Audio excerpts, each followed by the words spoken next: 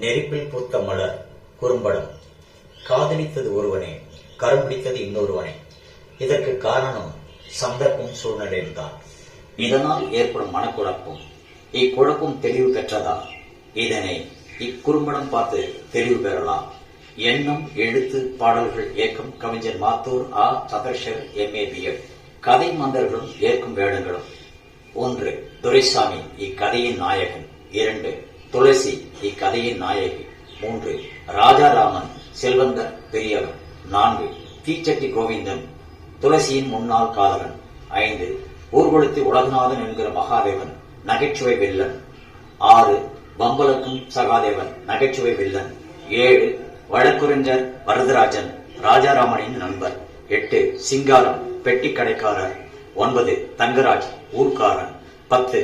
மற்றும் ஊர் மக்கள். இதில் ஆண் பெண் அடங்குவர்.